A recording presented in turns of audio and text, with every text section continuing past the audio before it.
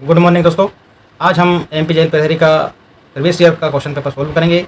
इससे पहले हम जीके की 9 क्लास देख चुके हैं। अब हम 10वीं क्लास देखेंगे जीके की, जिसमें हम 20 क्वेश्चन सोल्व करेंगे जो PYQ होंगे, प्रीवियस ईयर क्वेश्चन पेपर होंगे, जिसमें हम जीके के क्वेश्चन सोल्व करेंगे। तो आइए हम स्टार्ट करते हैं। ये हमारा एमपी जैन प्रहरी का 28 मई 2023 शिफ्ट 3 का पेपर है। तो आइए हम स्टार्ट करते हैं। जीके का पहला क्वेश्चन है हमारा, लौह अयस्क के से सर्वाधिक संपन्न भारत के 2 राज्य हैं, मध्य प्रदेश और उड़ीसा, हरियाणा और पंजाब, हिमाचल प्रदेश और आंध्र प्रदेश, डी पंजाब और राजस्थान। तो इसका आंसर हो जाएगा हमारा ए, मध्य प्रदेश और उड़ीसा। मध्य प्रदेश और उड़ीसा जो है लौह अयस्क से सर्वाधिक संपन्न भारत के 2 राज्य हैं। लौह अयस्क में एक तो मध्य प्रदेश है और एक उड़ीसा है।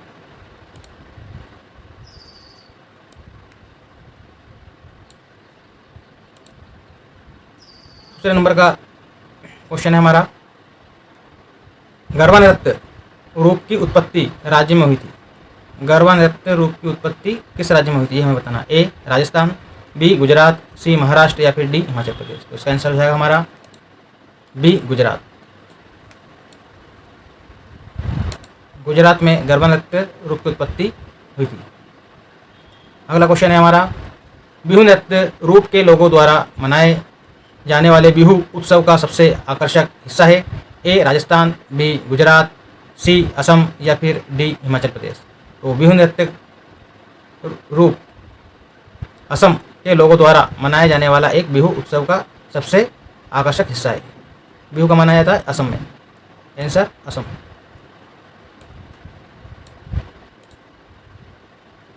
चौथे नंबर का क्वेश्चन है हमारा, भारत का सबसे बड़ा राष्ट्रीय उद्यान है। क्षेत्रफल के अनुसार बताना है। भारत का सबसे बड़ा राष्ट्रीय उद्यान कौन सा है क्षेत्रफल की दृष्टि से। ए जिम कॉर्बेट राष्ट्रीय उद्यान, B South Button national park, C Hemis राष्ट्रीय उद्यान या फिर डी पाताल पानी राष्ट्रीय उद्यान। तो इसका आंसर हो जाएगा हमारा सी हेमिस राष्ट्रीय उद्यान।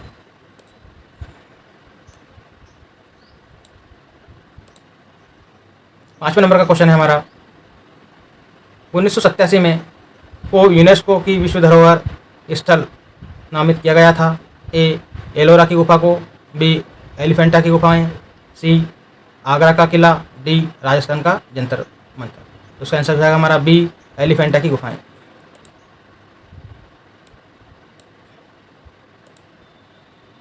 नेक्स्ट क्वेश्चन है हमारा, छठे नंबर का, मुंबई महाराष्ट्र के विक्टोरियन और आर्ट डेको एनसेम्बल को में यूनेस्को की विश्व धरोहर स्थलों के रूप में टैग किया गया था। ए 2009, बी 2015, सी 2018, डी 2021। तो इसका आंसर हो जाएगा हमारा सी 2018। सातवें नंबर का क्वेश्चन है हमारा, निम्नलिखित में से भारत के किस राज्य संघ राज्य क्षेत्र में एक भी यूनेस्को विश्व विरासत स्थल नहीं है 2021 तक के। ए अरुणाचल प्रदेश, बी छत्तीसगढ़, सी हिमाचल प्रदेश या फिर डी मध्य प्रदेश। इसका आंसर हो जाएगा हमारा बी छत्तीसगढ़।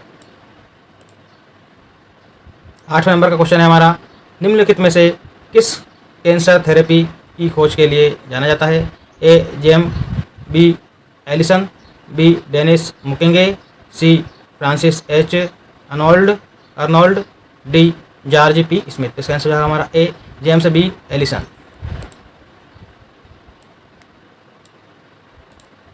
नवे नंबर का क्वेश्चन है हमारा, एक भारतीय अरबपति व्यवसायी और HCL टेक्नोलॉजी की अध्यक्ष है। ए कमला हैरिस, बी रोशनी नादर मल्होत्रा, सी अनुराधा शर्मा या फिर डी लक्ष्मी मित्तल। तो इसका आंसर है हमारा बी रोशनी नादर मल्होत्रा। 10वें नंबर का क्वेश्चन है हमारा,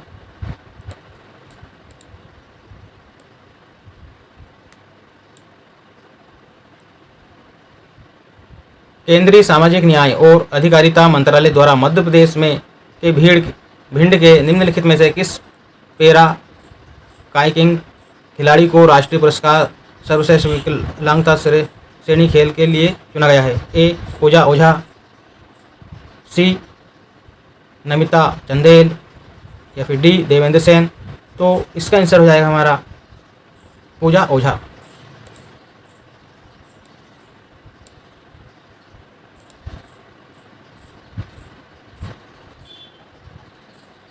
11वें नंबर का क्वेश्चन हमारा, किस राष्ट्रीय उद्यान को सर्वश्रेष्ठ वन्यजीवगत गंतव्य श्रेणी 2022 में इंडिया टुडे के संपादकों की पसंद का पुरस्कार मिला है? ए रणथंभौर राष्ट्रीय उद्यान, बी सतपुड़ा राष्ट्रीय उद्यान, सी कान्हा राष्ट्रीय उद्यान या फिर डी कूनो राष्ट्रीय उद्यान। तो इसका आंसर है हमारा बी सतपुड़ा राष्ट्रीय उद्यान, सतपुड़ा राष्ट्रीय उद्यान। 12वें नंबर का क्वेश्चन है हमारा, मध्य प्रदेश किसके शीर्ष उत्पादकों में से एक नहीं है? ए सोयाबीन, बी चावल, सी चना या फिर डी उड़द। तो इसमें हमें बताना है कि मध्य प्रदेश किसके शीर्ष उत्पादकों में से एक नहीं है। तो शीर्ष उत्पादक सोयाबीन में भी है, चने में भी है, उड़द में भी है, लेकिन चावल में नहीं है।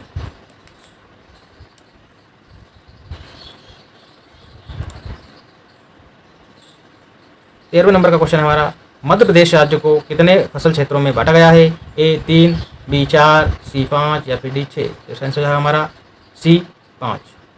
भारत को मध्य प्रदेश राज्य को 5 फसल क्षेत्रों में बांटा गया है।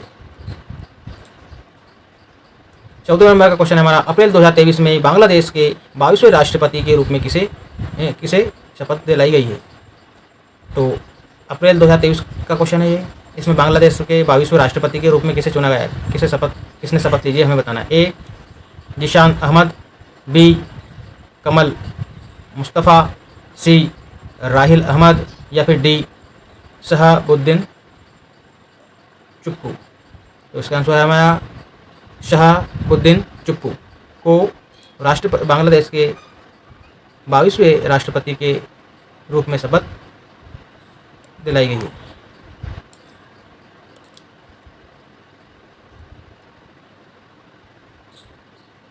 अप्रैल 2023 में association of accent reconstruction companies के नए मुख्य कार्यकारी अधिकारी सीईओ के रूप में किसने कार्यभार संभाला है? ए हरिहर मिश्रा ने, बी जतिन सक्सेना, सी विनय कुमार, डी अरुण कुमार सिंह। तो इसका आंसर है हमारा ए हरिहर मिश्रा।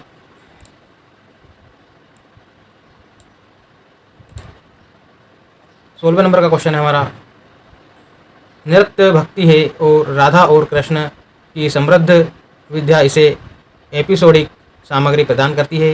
ए पक्षगान, ए यक्षगान, बी कुचिपुड़ी, सी मणिपुर या फिर डी ओडिशा। तो इसका आंसर है हमारा सी ओडिशा, सी मणिपुर।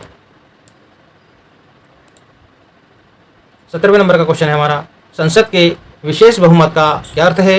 ए 2/3 बहुमत का उपस्थिति होना और मतदान करना, बी 1/3 बहुमत का उपस्थित होना और मतदान करना, सी 3/4 बहुमत का उपस्थिति होना और मतदान करना, डी 1/4 बहुमत का उपस्थित होना और मतदान करना। तो इसका आंसर है हमारा ए 2/3 बहुमत का उपस्थित होना और मतदान करना।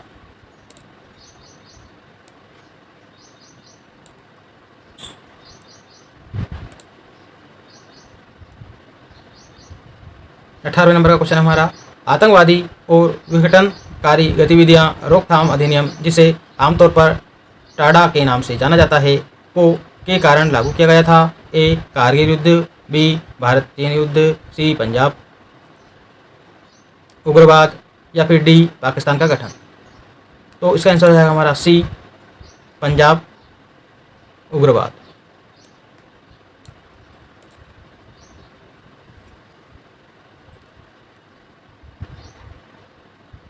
19वें नंबर का क्वेश्चन है हमारा, राष्ट्रीय खाद्य सुरक्षा अधिनियम किस वर्ष में लागू किया गया था? राष्ट्रीय खाद्य सुरक्षा अधिनियम किस वर्ष लागू किया गया था? ए 2007 में, बी 2005, सी 2010 या फिर डी 2013। तो इसका आंसर हो जाएगा हमारा डी 2013। 20वें नंबर का क्वेश्चन है हमारा, आर्थिक सर्वेक्षण 2018-19 के अनुसार 2018 में वैश्विक अर्थव्यवस्था 3.6% की दर से बढ़ी, जबकि भारतीय अर्थव्यवस्था उसी वर्ष पर बढ़ी।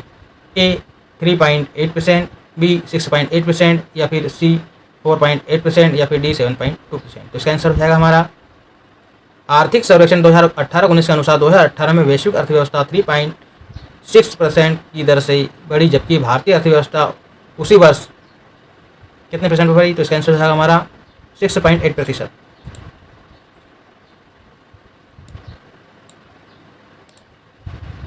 आई होप कि ये वीडियो आपको समझ में आया होगा। ऐसे एजुकेशनल वीडियो पाने के लिए हमारे चैनल को आप सब्सक्राइब करें, लाइक करें और कमेंट करके बताइए कि आपको ये वीडियो कैसा लगा। Thanks for watching this video.